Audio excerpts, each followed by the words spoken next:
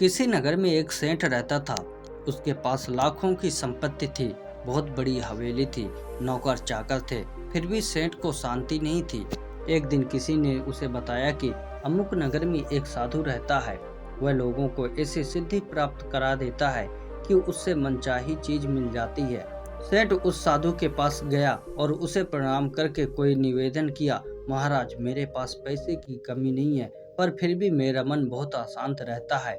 आप कुछ ऐसा उपाय बता दीजिए कि मेरी अशांति दूर हो जाए। सेठ ने सोचा कि साधु बाबा उसे कोई तावीज दे देंगे या कुछ कर देंगे जिससे उसकी इच्छा पूरी हो जाएगी, लेकिन साधु ने ऐसा कुछ भी नहीं किया। अगले दिन उसने सेठ को धूप में बिठाए रखा और स्वयं अपनी कुटिया के अंदर छाया में जाकर चैन से बैठा रहा।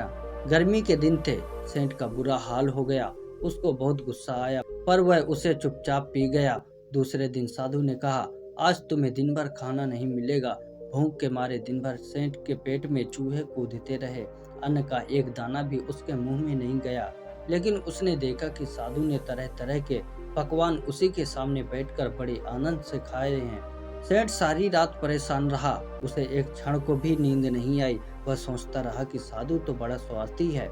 तीसरे दिन सवेरे ही उठकर उसने अपना बिस्तर बांधा और चलने को तैयार हो गया। तभी साधु बाबा उसके सामने आकर खड़े हो गए और बोले, सेठ क्या हुआ? सेठ ने कहा, मैं यहाँ बड़ी आशा लेकर आपके पास आया था, लेकिन मुझे यहाँ कुछ नहीं मिला।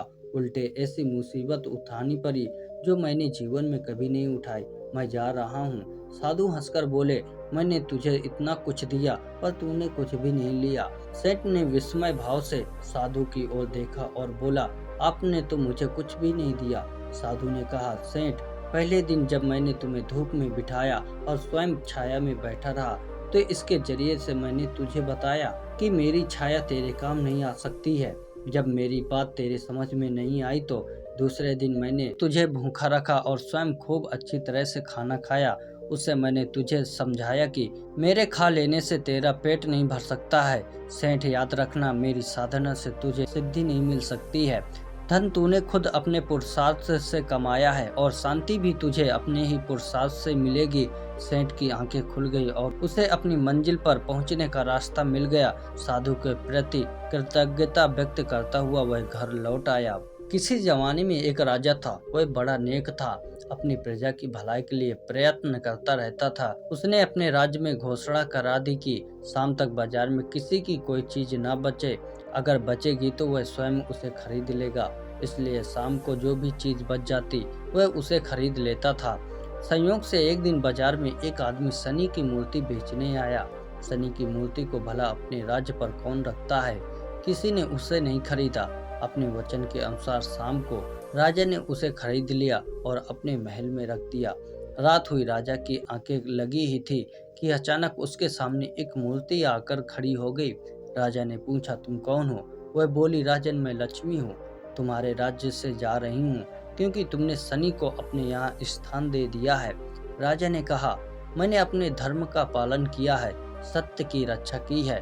तुम जाना ही चाहती हो तो चली जाओ। उसके जाने के थोड़ी ही देर बाद राजा की आंखों के सामने एक दूसरी मूर्ति आ गई।